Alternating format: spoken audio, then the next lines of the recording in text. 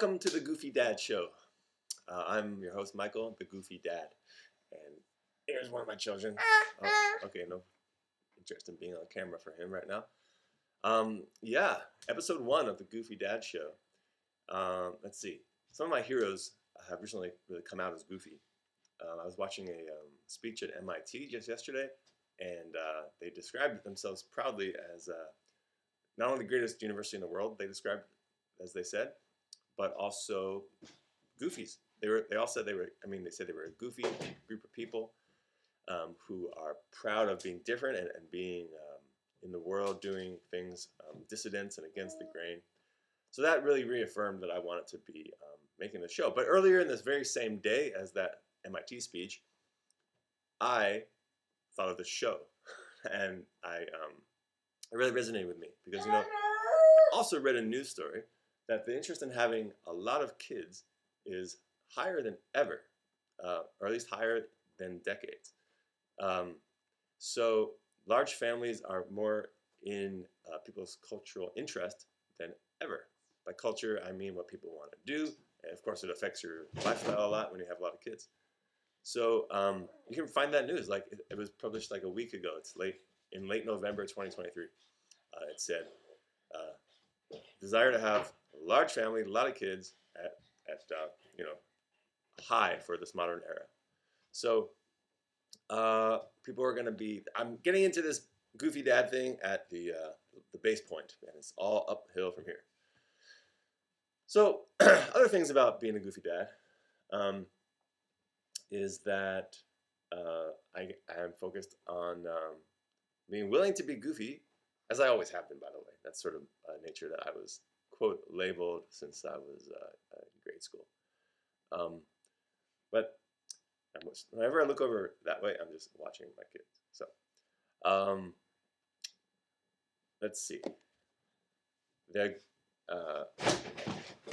Nice fall. All right. The power of being goofy is evidenced in. Let me check my notes because I definitely wrote about this.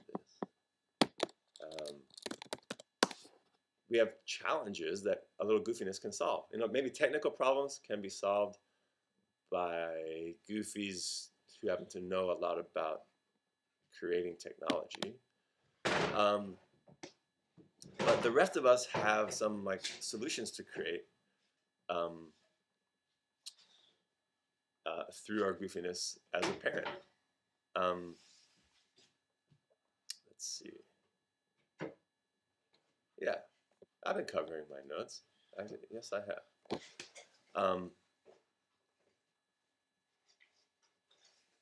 Now, one of the things I want to be able to do with the show is really, it sounds a little strange, but give hope to men. And of course, goodwill toward men has always meant like everybody, mankind, And I do mean that. I also mean men, because dad is men. And so I would like to, let me make this look a little bit more like a decent chair. Yeah, I'd like to, look at you in the eye and let you know that if your life is seemingly really at a difficult point, there's a path forward for you, which I'm finding, and being goofy doesn't hurt. In fact, it adds some levity to trying situations, and it opens new doors. It lets the situation be looked at differently. And we could really all use doors being opened for us instead of closed for us. Yes, and so that's on every level. That's on a personal level, on a relationship level, marriage level, professional level, community level, quality of life level, national level, and world level.